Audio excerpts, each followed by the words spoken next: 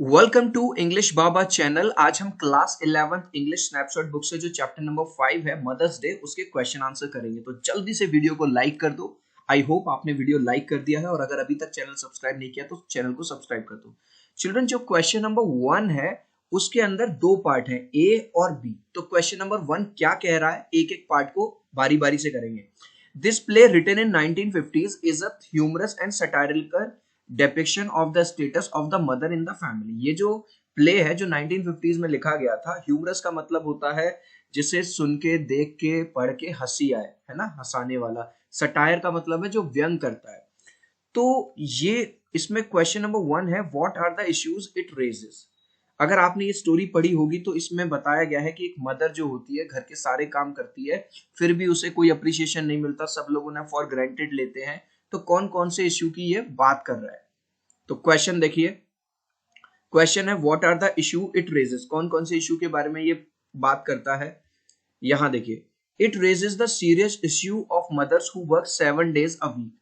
ये उस serious issue को उठाता है मम्मियों का, क्योंकि मम्मियां जो है 7 के 7 दिन काम करती हैं। देखो मैंने यहाँ पे एक फिगर से दिखाया हुआ है, घर का काम भी करना है, कुकिंग भी करनी है, मार्केट भी जाना है, कपड़ों पे प्रेस भी करना है, बच्चे को दूध भी पिलाना है, दूसरे बच्चे को स्कूल भी छोड़ के आना है। तो सारे के सारे काम करती हैं।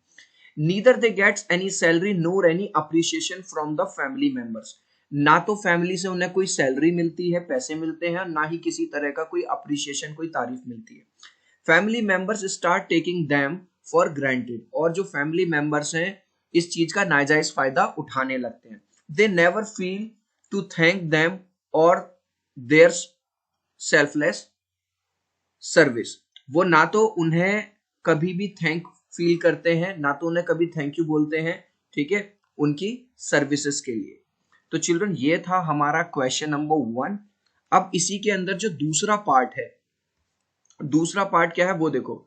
Do you think it caricatures these issue और do you think the problems it raises are genuine. तो क्या कैरी कैचर का मतलब होता है, ये जो बात दिखाई गई है ये बस हंसी में टालने वाली बात है, या हंसी मजाक वाली बात है, या ये सीरियस बात है। तो इस चीज का आंसर हमने यहां दे दिया है, no it does not caricature these issue. Caricature नहीं कर रही। The problem it raises are completely genuine. ये जो प्रॉब्लम है बिल्कुल जेन्युइन है। तो आप अपने घर में देख लो, मम्मी सारा का सारा काम करती हैं, पापा को फिर भी सैटरडे या संडे का कुछ मिल जाता है, पापा मम्मी को वो भी नहीं मिलता, और फिर भी मम्मी को कोई अप्रिसिएशन नहीं है। How does the play resolve the issue. अब ये जो प्ले है इस इश्यू को कैसे सॉल्व करता है। The play resolve the issue in a comic way. हालांकि इस चैप्टर के अंदर, इस प्ले के अंदर इसका जो सॉल्यूशन हुआ है वो बड़े हंसी लाफ्टर वाले तरीके से हुआ है। Mrs Pearson takes help of her friend Mrs फिगरल। जो मिसेस पियर्सन है, जो मम्मी है, वो अपनी एक फ्रेंड की मदद लेती है जिनका नाम होता है Mrs Figarel, who knew how to do some magic. और मिसेस फिगरेल को क्या आता था, कुछ जादू वगैरह आता था थोड़ा बहुत। They interchange personalities through magic spells. और वो किसी मैजिक स्पेल, क्या होता है जैसे आबरा का डाबरा खुल जा सिम सिम, एक मैजिक स्पेल के थ्रू वो अपनी पर्सनैलिटीज बदल लेती हैं, एक दूसरे की आत्मा बदल जाती है, बॉडी वही रहती है, अंदर से आत्मा बदल जाती है। Now Mrs Pearson gives rough treatment to her daughter, son and husband. अब जो मिस पियर्सन को उसकी बेटी परेशान करती थी, उसका बेटा परेशान करता था, उसका हस्बैंड परेशान करता था, जब वो मिसेस फिगराइड की आत्मा ले लेती है तो अब वो उन्हें रफ ट्रीटमेंट करती देती है, मतलब उन्हें जैसे ट्रीटमेंट मिलना चाहिए वैसे करती है ना। कहते हैं ना कि जब घी ना निकले तो उंगली उंगली टेढ़ी करनी पड़ती है। Finally they all agree to cooperate with her and understand her importance. और फाइनली जो सॉल्यूशन है वो निकल आता है, वो तीनों रेडी हो जाते हैं उसके साथ कोऑपरेट करने के लिए और उसकी इंपॉर्टेंस को समझ जाते हैं। इसमें तीसरा पार्ट है, do you agree with the resolution. क्या ये जो सॉल्यूशन हुआ था, क्या आप इससे अग्री करते हो। The resolution of the issue seems unnatural. हालांकि इस स्टोरी के अंदर इस समस्या को जिस तरह से समाधान किया गया है वो थोड़ा सा अननेचुरल है, जैसे जादू वाला और आत्मा बदलने वाला, लेकिन but it serves the purpose. लेकिन जो पर्पस था, जो काम था, वो भाई साहब पूरी तरह से सॉल्व हो जाता है। चिल्ड्रन, अभी तक चैनल को सब्सक्राइब नहीं किया तो मेरे भाई जल्दी से सब्सक्राइब कर दो, बेल आइकन को टैप कर लो ताकि आपको हमारे सारे नोटिफिकेशन मिलते रहे। Question number 2, if you were to write these issues today. अगर आपको ये इन इश्यूज के बारे में आज की डेट में लिखना हो, what are some of the incidents. कौन सी इंसिडेंट्स आप लिखोगे। कौन से एग्जाम्पल्स आप दोगे, and problems that you would think of as relevant, और वो क्या क्या प्रॉब्लम्स हैं जो लेडीज को फेस करनी पड़ती हैं आज के दौर में। तो चिल्ड्रन, आंसर देने से पहले मैंने आपके लिए कुछ फिगर्स दिखाए हैं। जैसे आपने देखा होगा हमारी सोसाइटी आज 21st सेंचुरी में भी लड़कियों के कपड़ों पे सवाल उठाती है, उसने छोटी स्कर्ट कैसे पहन रखी है, लड़के कमेंट करते हैं, सीटी बजाते हैं, बस में छेड़ाखानी, कॉलेज में छेड़ाखानी, स्कूल में छेड़ाखानी होती है, ठीक है। और मैरिड वुमेन के साथ उनके इन लॉस में कई बार ये देखा गया है दहेज को लेके टॉन्ट या फिर मारा पीटा भी जाता है। तो ये सारी कुछ इश्यूज है, यही हमें लिखने हैं। तो देखो, there are number of issues faced by women even in 21st century. 21st century में हम कहते हैं कि हम इतने आगे बढ़ गए, लेकिन आज भी बहुत सारे इश्यू हैं जो वुमेन को, औरतों को फेस करने पड़ते हैं। They can not wear the clothes from their choice, वो अपनी चॉइस के कपड़े नहीं पहन सकती। Whether they are in college, at work place और at home, exploitation is always there. चाहे वो कॉलेज में हो, अपने काम पे हो या घर में हो, हमेशा उनका एक्सप्लॉयटेशन का मतलब है शोषण होता रहता है। They have no holiday and have to work all 7 days। अगर मैं मैरिड वुमेन की बात करूं, हाउसवाइफ की, तो उनकी कोई छुट्टी नहीं होती, उन्हें सातों के 7 दिन काम करना पड़ता है एज अ सर्वेंट, नौकरों की तरह। पुअर हाउसवाइफ्स have to bear the physical torment, और कई बार ऐसा भी देखा गया है जो बेचारी पुअर हाउसवाइफ हैं, जो घर संभालती हैं, उनके साथ मारपीट भी की जाती है। And pressure for dowry from in laws, और कई बार ससुराल पक्ष वाले लोग क्या करते हैं, मारपीट करते हैं, किसके लिए, डॉरी का मतलब है दहेज की मांग करते हैं। Next question, is drama a good medium for conveying a social message, discuss. तो ये कह रहा है कि जो ड्रामा होता है, क्या वो एक अच्छा मीडियम है एक सोशल मैसेज को कन्वे करने का। तो इसका आंसर देने से पहले मैं आपको कुछ फिगर से समझाऊंगा। चिल्ड्रन, आप याद करो जब आप छोटे थे तो आपके स्कूल में कुछ प्ले होते थे, ड्रामा होता था, कोई शेर बनता था, कोई प्लांट बनता था, कोई सोल्जर बनता था, कोई किंग बनता था, है ना। ऐसे ही हमने रामायण वगैरह, मतलब तरह तरह के प्ले हमने देखे हैं, तरह तरह का मंचन देखा है स्टेज पे।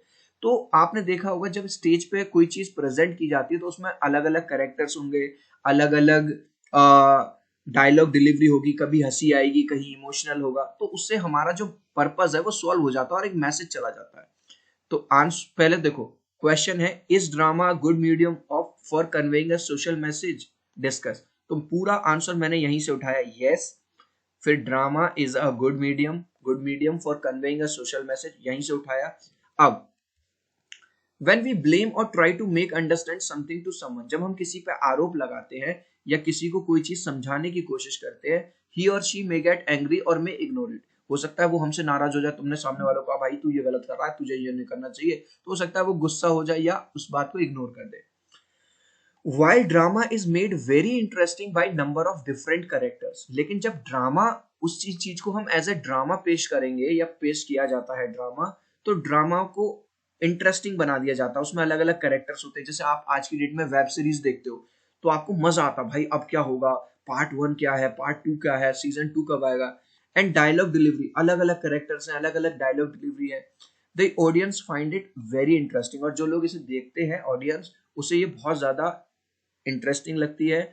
And stay connected up to end, और वो एंड तक बने रहते हैं, मतलब देखते रहते हैं। At last social message comes out through the drama, और लास्ट में सोशल मैसेज भी दे दिया जाता है। तो मतलब अगर आप उसी सोशल मैसेज को किसी को डायरेक्टली समझाओगे तो हो सकता है वो गुस्सा करे, इग्नोर करे, तुमसे बात करना बंद कर दे।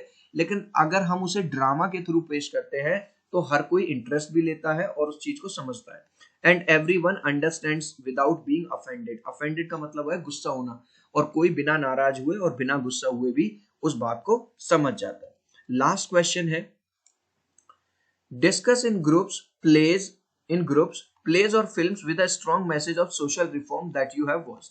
आपको ये कह रहा है कि ग्रुप में डिस्कस करो कि जो प्ले हैं या जो मूवीज वगैरह होती हैं जिनमें अच्छा एक मैसेज दिया जाता है सोसाइटी को लेके, ठीक है, तो क्या उसका मैसेज आता है और क्या वो होता है, बस आपको ये डिस्कस करना है। तो इसे आप अपने वर्ड्स में दे सकते हो।